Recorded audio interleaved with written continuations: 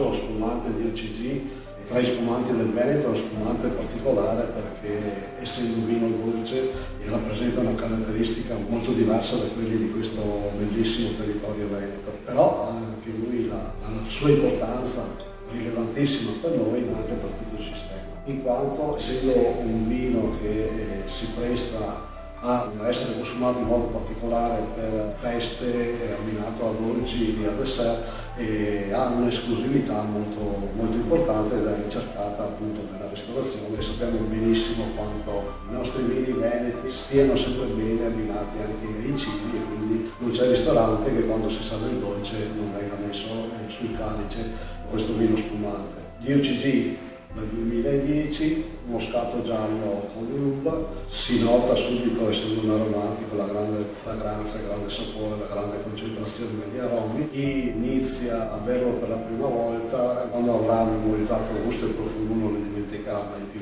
perché questa è la caratteristica propria degli aromatici. Vino che trova uso e consumo anche comunque non solo in abbinamento ai dolci come dicevo prima, ma può essere consumato fuori pasto come specie di aperitivo o anche in abbinamento a cocktail, e abbiamo alcuni soggetti del nostro territorio che l'hanno fatto diventare un proprio vero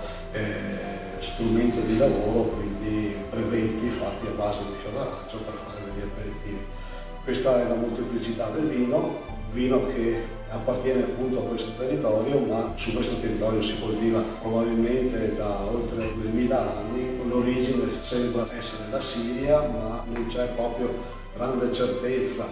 La cosa certa è che i coniugani e il moscato giallo si sono incontrati e hanno sviluppato al massimo le loro ambizioni entrambi. Un territorio di origine vulcanica che ha esposizioni a sud molto importanti dove si riescono a maturare benissimo le uve sia rosse che bianche, attraverso appunto una buona maturazione delle uve e attraverso una sapiente vinificazione che oggi tutte le aziende hanno a disposizione tecnologie importanti per farlo, e appunto attraverso la conoscenza delle tecnologie e questo territorio meraviglioso si riescono a fare questi vini spumanti che sono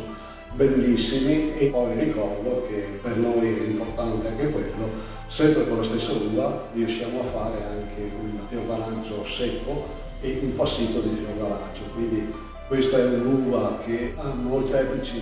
sfaccettature. La manifestazione per l'Asia Bollicina del Veneto sicuramente è la versione spumante che la farà da padrona, però io amo ricordare appunto la versatilità di questo vino, e dopo credo che sia giusto ricordare anche l'altra gamma di prodotti che abbiamo sul territorio, perché dove viene benissimo il fior d'arancio viene benissimo anche dei grandi vini rossi, e anche la nostra bollicina frizzante spumante fatta con glera e trasformata in sorpresa.